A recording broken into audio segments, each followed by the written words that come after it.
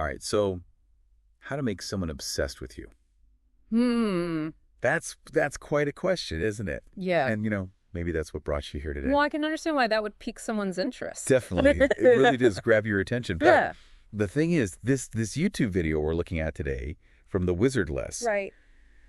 it kind of takes a really interesting turn because it doesn't focus on how to manipulate someone or,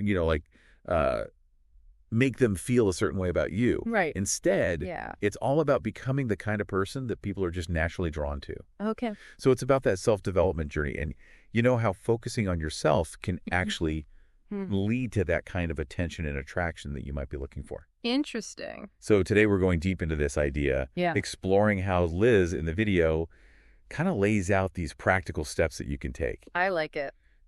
to really become someone that others just gravitate towards. I'm excited to dive in. So let's jump right into the core of it. Yeah. The video starts with this idea of being obsessed with yourself. Okay. And Liz even says, when you are obsessed with yourself, other people naturally become obsessed with you. It is how it is. It sounds so simple, right? It does sound simple, but I think there's a lot to unpack there. Yeah, absolutely. It's a pretty bold statement to make. Yeah. While I do think that self-confidence is definitely attractive, Right. I think we need to be careful about drawing a line between healthy self-love and, maybe something that could be considered narcissistic. Yeah, that's a really good point. But thankfully, it seems like the video is definitely leaning towards that healthier side of things. Right. And emphasizing real, genuine self-improvement. Yeah. So I think when we're considering why this statement might hold true, we need to think about what attracts people to each other in the first place. Right. And often it's things that we feel like we lack in ourselves. So, if you see someone who has this unwavering confidence and you're struggling with self-doubt, Right. you're going to be naturally drawn to that person and how they cultivated that within themselves. It's like you're trying to get a piece of what they have. Yeah, exactly. It's like seeking out what you value in others. Right. Because you want that for yourself, too. That's a really interesting way to put it. Yeah. And I think it makes a lot of sense. I think so. So, okay, so we've established that this internal confidence is really attractive.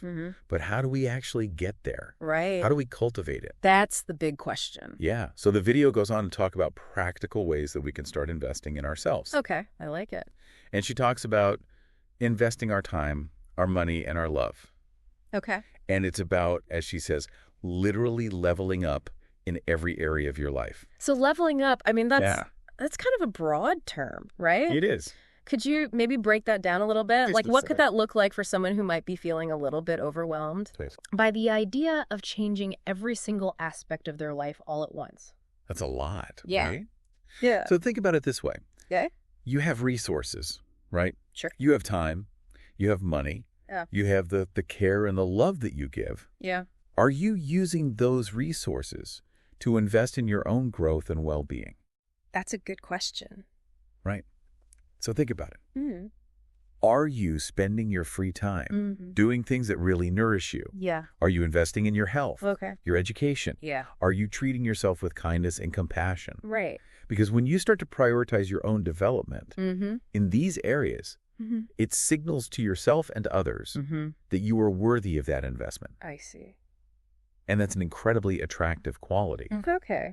Right. So this could look like anything from improving your physical health through exercise and diet. Right. It could be about expanding your knowledge by reading or learning new skills, or even just nurturing your emotional well-being through mindfulness or through therapy, whatever it looks like for you. Yeah, I get that. But it's about that conscious effort to improve yourself. Yeah, it makes sense when you think about it. Right. People are naturally drawn to those who value themselves. Absolutely. And when you see someone who's actively working on becoming a better version of themselves, Yeah. it's inspiring to be around. It is. It's like it motivates you too. Exactly. And, it's not just about those tangible investments like time and money. Yeah. The video also talks about this idea of vibration and mindset. Oh, okay. Have you heard of this before? I have. I'm curious to hear how the video frames it. Yeah, so it's this idea that you attract the kind of energy that you put out into the world. Okay. So if you have high vibration, Right. which means being positive, visualizing success, that tends to lead to more positive interactions. Makes sense. But if you're in low vibration, when Yeah. you're negative, you're feeling self-pity. Right. That can kind of push people away. It's interesting how that works.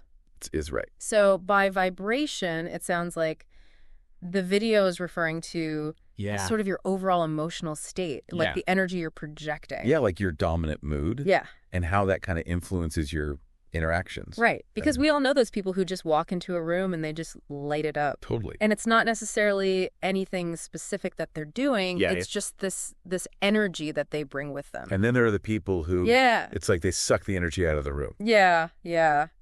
And we probably all know a few of those too. We do.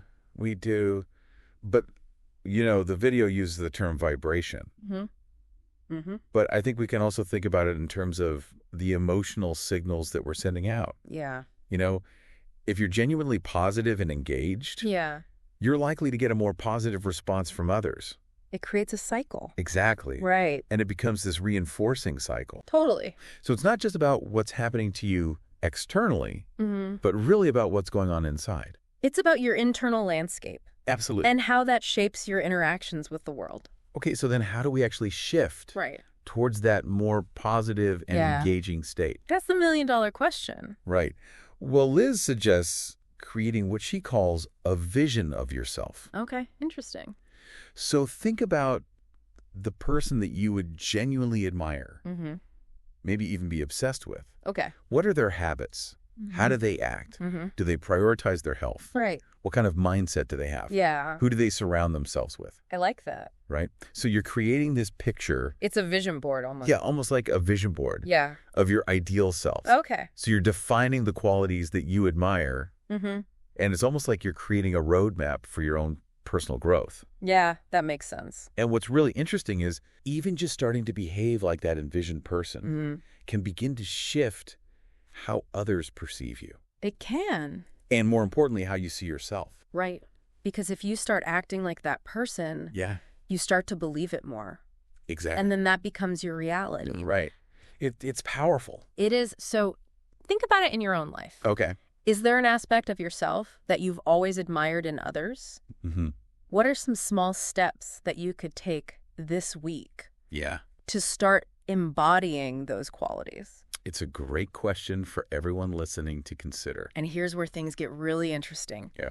As you become more invested in this journey of self-improvement, that initial focus on making others obsess with you can actually start to fade. Oh, wow. The priority shifts to genuinely loving your own life and your own company. Right.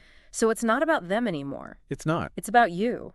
Interesting. It's about how you feel about yourself. This is such a key point. Yeah. Because it resonates with so many different psychological principles around self-esteem and internal validation. Yeah. So the focus really moves away from seeking external approval and shifts to finding contentment within yourself. You become your own source of validation. Exactly. Yeah. And the video uses this example of someone going through a breakup. Oh, right. And then making positive lifestyle changes. Yeah. And suddenly their ex and the desire for their attention just becomes insignificant because they're so focused on their own well-being and happiness. They're not seeking it from someone else anymore. Exactly. And so many people can relate to that. I think so. That feeling after a breakup when you realize that you don't actually need that person to be happy. And you're better off without them. And you're better off without them. Yeah. And it's almost like all of that energy that you were directing outwards gets redirected inwards. Yes. And it leads to all these unexpected positive changes. It's so true. And it all comes back to the energy you're projecting. Right. The video talks about how confident energy is magnetic. And someone who walks into a room. Yeah. And they're genuinely focused on having a good time with their friends. Yeah. They're engaged in conversations. They're radiating positive energy. Yeah. That person is way more attractive than someone who's constantly scanning the room looking for approval. Yes, seeking validation desperately, trying too hard. Yeah, exactly. And Liz even says, I like myself everywhere I walk into it. I like myself. Powerful. And that internal validation radiates outwards. It does. Other people can sense it. They can feel it. So, to cultivate that kind of self-acceptance and enjoyment, you need to find your why. You need to find those passions, those activities that really excite you, that make you happy to wake up in the morning, whether it's something creative like content creation, a physical challenge like hitting the gym, a hobby like playing music, whatever it is. It has to be something that brings you genuine fulfillment. And it has to be something that you're doing for you. Yes. Not for anyone else. And this ties back to that idea of living a vibrant and engaging life.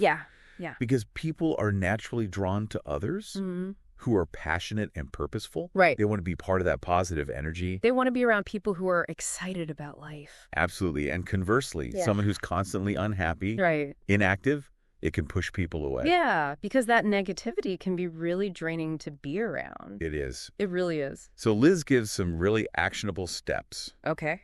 So putting all this into practice. Let's hear them. First, she says, focus on becoming physically more attractive. Okay. But, and this is a really important, but that's defined by you. According to your own standards and goals. Your own definition of attractive. It's not about some external ideal. Absolutely not. I love that. It's about how you feel in your own skin. Yeah, exactly. Second, she says, get your mind right. Okay. Through practices like therapy, journaling, and consciously working on building your self-confidence. Yeah. And this is where she says, being hot is a mentality. That's so true.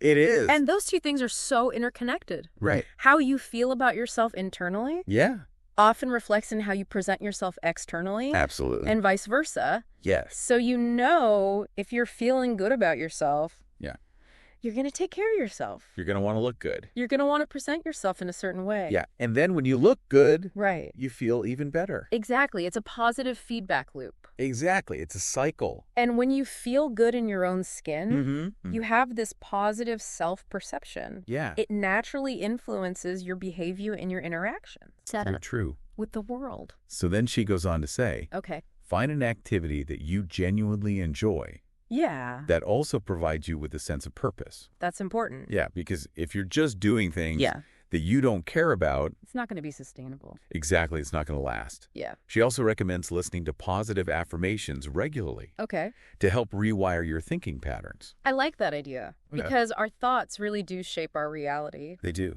And if we can start to challenge those negative thoughts and replace them with positive affirmations, it can make a huge difference. And, even if you don't fully believe those affirmations at first, just hearing them over and over again. Just putting them out there. Yeah, it can start to shift things. It's like planting seeds. It is. In your subconscious mind. Yeah. And eventually they start to sprout. So true. She also talks about cultivating a supportive community of friends. Oh, that's so important.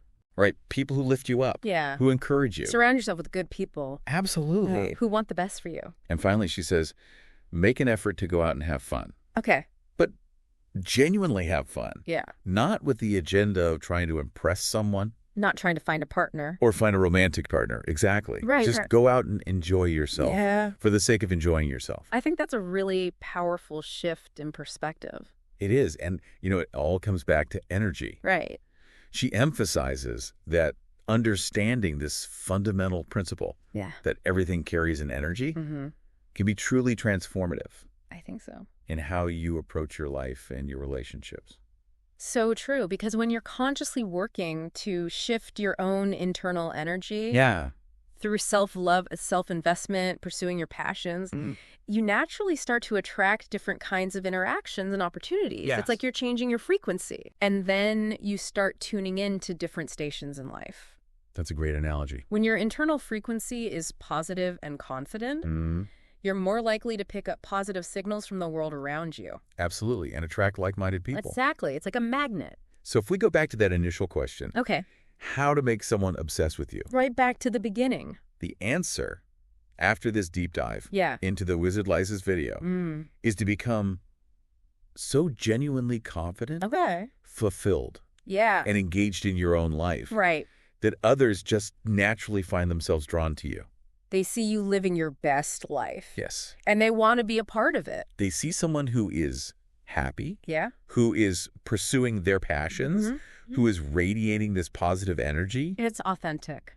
Yes, and it's authentic. And it's not an act. It's not an act at all. And that's what makes it so magnetic. It's so true. So it's not about chasing after someone else's obsession. Right. It's about cultivating a life that others are naturally drawn to. Because of your own self-love and your authentic engagement with the world. So for you, the listener, here's something to really think about. Okay. What's one area of your life that you could commit to investing more of your time and energy into? Yeah. Purely for yourself. Right.